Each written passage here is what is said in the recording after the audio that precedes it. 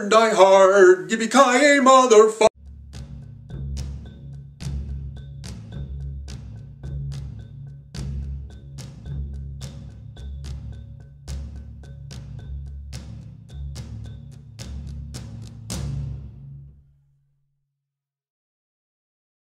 Hi everyone, Scott here. Welcome back to my series, Decades of Action Challenge. I postponed this video by 1 week because I was awaiting better conditions to watch the next film. I'd like to show you now what those new and improved conditions are.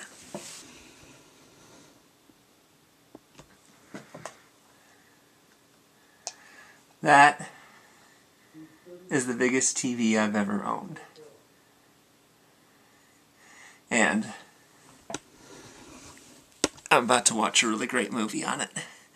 I'm not sure when was the last time I watched this from beginning to end, but it was probably back in the 90s. I don't recall having actually sat down and watched the whole thing since around that time. But it's a long-time favorite, and I'm really going to enjoy the brand new flat screen, which I just got today. And this is going to be the first movie I watch on it. In case this is one of the first videos of mine that you're watching, this series, the Decades of Action Challenge, was inspired by a series that was being done by Forker Ball and continues to be done by Razor Wire Reviews on their channels, called the Epic Film Challenge, in which they watch entries in a book called 1001 Movies You Must See Before You Die.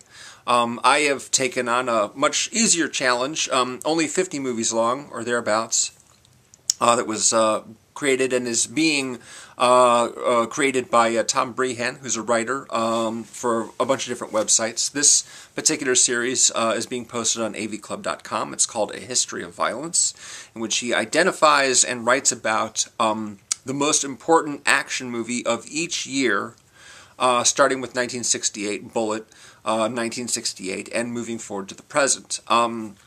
So I am on 1988 now. A couple weeks ago I did Lethal Weapon from 1987. The producer on that movie was Joel Silver, and he then produced another action movie the following year called Die Hard. And if you're not familiar with this movie, you really should be. Die Hard was quite a trend-setting movie when it came out, and had a lot of variations on its theme appear in movies over the course of the next 15 years or so. Die Hard in a blank. Die Hard on a blank. Die Hard with blank instead of, you know, the particular circumstances of the movie. It was adapted from a novel by Roderick Thorp called Nothing Lasts Forever, which was one in a series of detective novels. The main character is named Joe Leland, and it was actually played by Frank Sinatra in a movie, I think, in the 60s. So when they first developed the project, they were contractually obligated to offer the part to Frank Sinatra. He turned it down, and they said, great, now we can do whatever we want with it. They changed the name of the main character from Joe Leland to John McClane. They aged him down slightly. They because originally it was going to be like, you know, if it had been made in like the late 80s, Clint Eastwood would have played him as like an older guy, you know, closer to retirement. In the book, Leland, the detective, flies to Los Angeles to visit his daughter, who works at a corporation, and then it gets overtaken by a bunch of armed men who are looking to rob some valuable stuff from the corporate offices. The screenwriters changed it to him visiting his estranged wife. McClane, played by Bruce Willis in the movie, is a New York detective, and his wife took a job for a Japanese company called the Nakatomo Corporation, and then she got a promotion, which necessitated her moving out to the corporate headquarters in Los Angeles, or at least the corporate branch in Los Angeles. And he didn't want to go. He wanted to stay in New York. He wanted to keep being a cop in New York. So she packed up their 2 kids and went. And now, as the movie begins, McClane is visiting his wife and his kids for Christmas. And that's, of course, when he meets her up at the Nakatomi building, at their offices on the, you know, upper floors of the tower in L.A., and at that point, there are a bunch of there's a gang of armed men that take over the place. hold everyone hostage, except for McClane, who is in the bathroom at the time, and he manages to escape with basically his pistol and his undershirt and pants. That's pretty much all he has. He has a pistol, he has an undershirt and pants, that's it.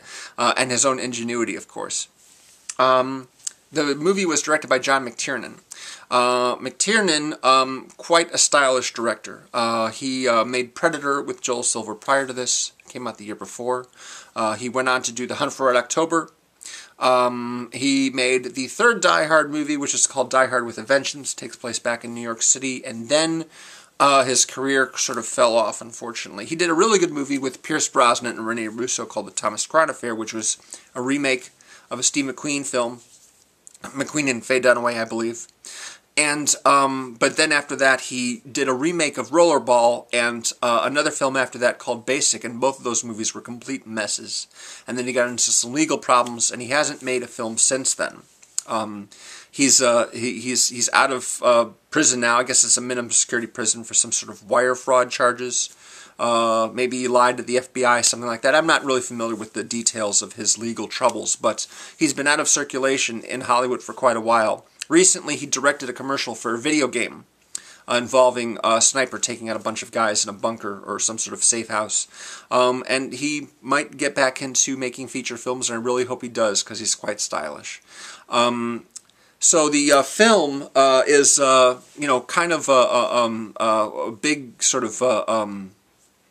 I wouldn't say a landmark, but it's definitely significant in terms of action movies because of his trend-setting. You have one guy who's basically up against an armed force in a sort of a particular location, an enclosed location. And this went on to inspire movies like Passenger 57 with Wesley Snipes, which takes place in a commercial airliner.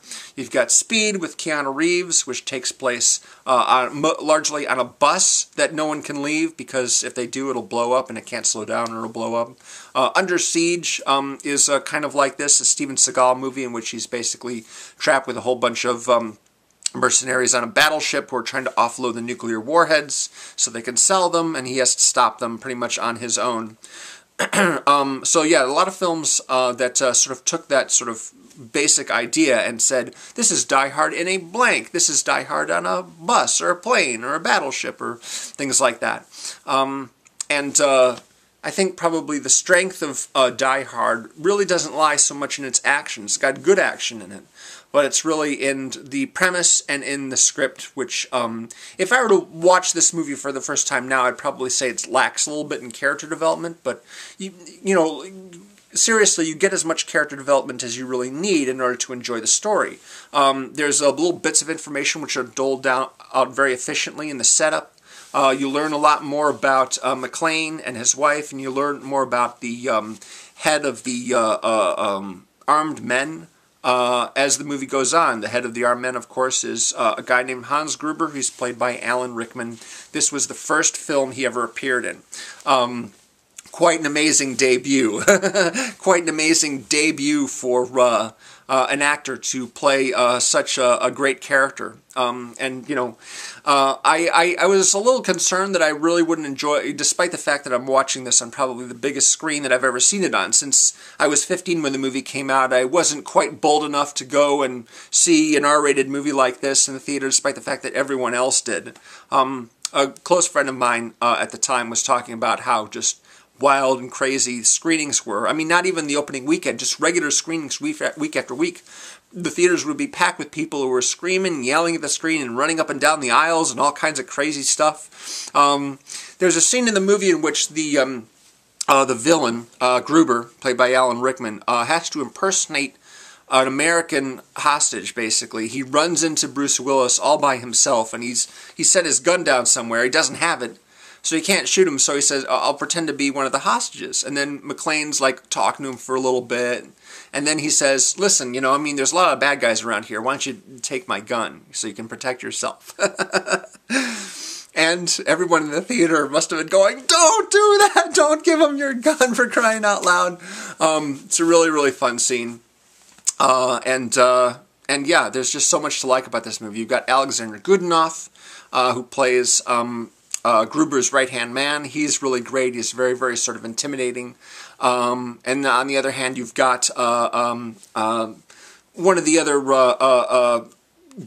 other gang members is a computer expert, so he's just sort of saying a lot of funny stuff. You've got a lot of personality in the group here. Some of the guys are just armed men. They're just scowly thugs who fire machine guns at Bruce Willis, but some of them have real personality, like the dude who is filling in for the security guard. They kill the security guard in the lobby right away as soon as they get there, and he sort of puts on the guy's jacket and ID and takes his place. He's a fun character. Aside from the bad guys, you've got the other people in the building who are part of the Christmas party. Bruce Willis's wife, Bonnie Bedelia. I didn't really like her performance when I first saw it, but watching it now, I have to say she's sort of underplaying her part, whereas everyone else is just like really big and bigger than life, where she's sort of a little bit more grounded, which, you know, is fine. I didn't really appreciate that back when I first saw it. You've got Ellis. Ellis is played by Hart Bochner, and he is one of the more prominent hostage characters. He's kind of a jerk and very sort of smug and arrogant, and thinks that he can outwit these guys by negotiating to get Bruce Willis to give himself up, and that doesn't turn out well for him if you've seen the film. You've got on the ground, you've got the cops, basically. You've got Reginald VelJohnson, who plays Al Powell. He's the first cop who McClane makes contact with over the CB radio. And you've got Dwayne Robinson, who is one of the police guys in charge, and he sort of is unappreciative of all the interference that Bruce Willis is doing. You've got a couple of FBI agents, one of whom is played by Robert Davi, both with the same name, Johnson, and they are arrive on the scene and try and take it over and solve things their way, which doesn't work out so well. Meanwhile, no one on the ground really has any idea what the gang is really doing there. They pose like terrorists and make demands, but actually they're just there to raid the vaults and take bearer bonds. That's basically the whole gist of the movie. These guys take over the place, pose as terrorists, take hostages, and then seek to sort of sneak out of the building with all this very valuable stuff, which they can then, you know, make a great deal of money on. There's some big set pieces in this movie involving the gang basically firing rockets. They brought their own rocket launcher, which they set up in the building to fire at the cops when they try to approach. They've got people stationed on the roof and on the ground to shoot at people who come close. And so, you know, with McClane running around the building, he's doing whatever he can to thwart their plans and keep the hostages safe. And that leads to him, knocking out the bad guys one by one when he comes across them or when they come across him. It's just a really well scripted movie. Brehan writes in his essay that they originally offered the part to both Schwarzenegger and Stallone, which was kind of ironic, considering that the movie turned out to be sort of an antithesis of the kinds of movies that they were making.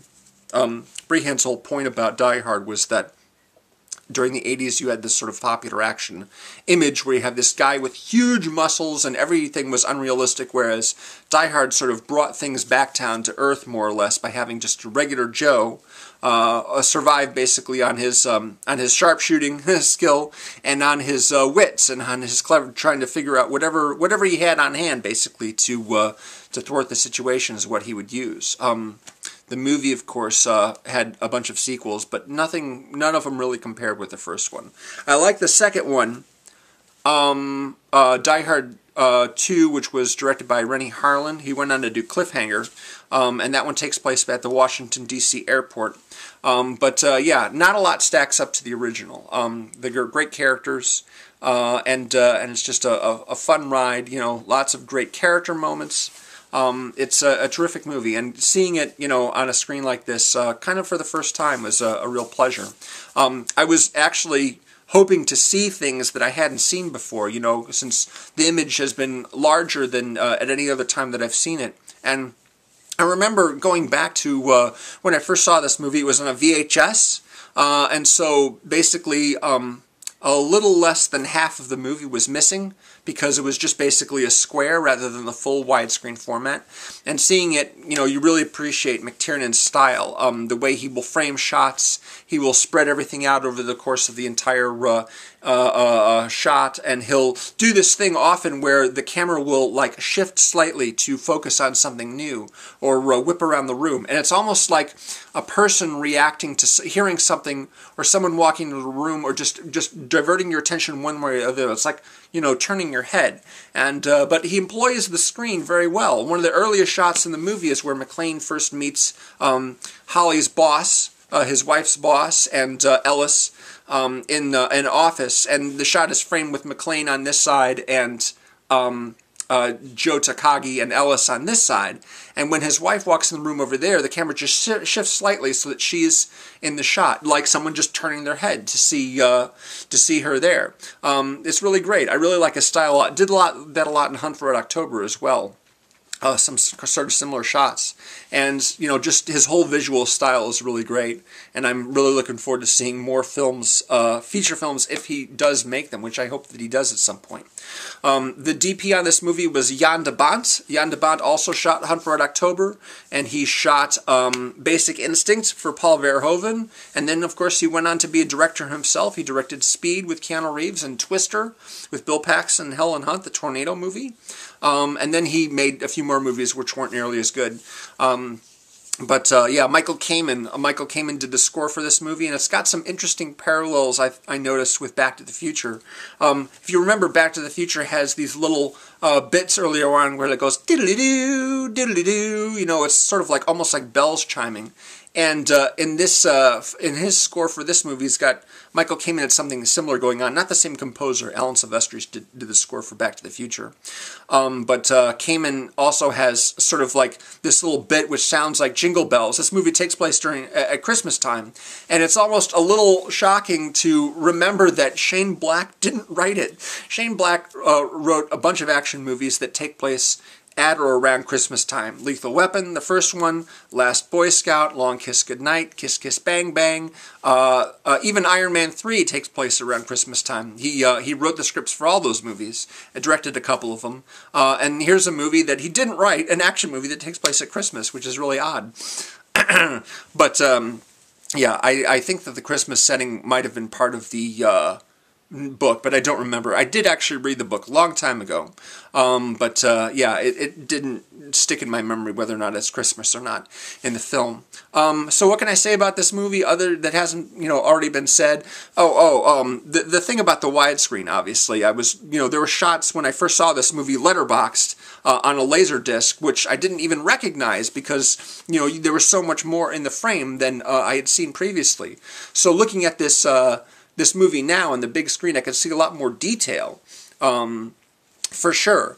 And there's actually one moment that I didn't notice in this movie that I hadn't noticed on previous viewings, is what I mean. And that is when McClane is talking with Al over the radio. This is after his meeting with Hans, when he happens to run into Hans, and Hans tries to trick him. He's, sort of worn out, and he doesn't think he's going to be able to make it through the night, and he asks Hal to find his wife and apologize to him for his behavior. And Al says, you keep your wits about you, you can make it out of there, all right? I will tell her if I have to, but, you can make it through the night, you can survive this. And McClane says, I guess that's up to the man upstairs. Then he says, hey, wait a minute. Hans was upstairs. He was up near the roof. He's supposed to be running everything. What was he doing up there on the roof? And I never noticed him make that connection before. Of course, there were a lot of jokes when I saw this when I was 15 or 16 years old that I wouldn't have gotten back then that I understand now. Like the line about the bartender, where the cop says two cops are talking, is like, I think this guy's a cop. The guy on the other end of the radio, because of things he said, like being able to spot a phony ID. And Dwayne Robinson goes, are you kidding me? He could be a bartender for all you know. And I'm like, bartender? Well, that's sort of random. And then later on I found out that that's something bartenders do. They check IDs to make sure that you're, 21, so you can have a beer. I didn't get that when I was 15 years old. For some reason, I was that naive. Yeah. So, if you haven't seen this movie, it's essential. It is absolutely essential viewing if you are interested in that kind of, spectacular motion picture. You know, if you're interested in action movies, and I would assume you are because you're watching this series. Yeah, if you haven't seen this, this is definitely one of the top picks of the genre, and definitely a highlight of mainstream cinema in the 80s. Didn't win an Oscar for Best Picture, wasn't nominated for Supporting Actor for an Alan Rickman or anything like that. I don't think it was anyway. I mean, I'd have to check on that, but I'm pretty sure he did not get an Oscar nomination for this movie, even though he should have, because he's great. All of you relax. This is simply a matter of inconvenient timing, that's all. Police action was inevitable, and as it happens, necessary. So let them fumble about outside and stay calm. This is simply the beginning. I thought I told all of you I want radio silence. I could go on and on. I have so much of the dialogue of this movie memorized. Even years later, after having not seen it, I can still repeat entire passages. Relax, man. We got everything in this crib. TV, CD, CB, telephone, full bar VHS. If your friend's hot to trot, know a few mama bears we can hook up with. Or is he married? Yeah, I just I've retained this stuff, and I will forever have it in my brain. It'll stay there forever. I love it. I love this movie so very much, and I'm so glad that my comparisons of the movies over the course of a decade does not include Raiders of the Lost Ark, because if I had to choose which is the better movie, Die Hard or Raiders of the Lost Ark, that would be kind of a tough choice. That would be hard. Thank you for watching. Thanks very much for watching. I will be doing the next video on a 1989 film called The Killer. It was directed by John Woo, not an American film, one of the films that he made when he was still working on Hong Kong. The Killer, starring Chow Yun-fat. I hope that you will tune in for that. I hope that you've enjoyed this video. If you'd like to see more of my videos in this series, the link in the description below is to the playlist where you can find them all. Also, the link to my Facebook page. Thanks very much for watching, and I'll see you next time. Bye.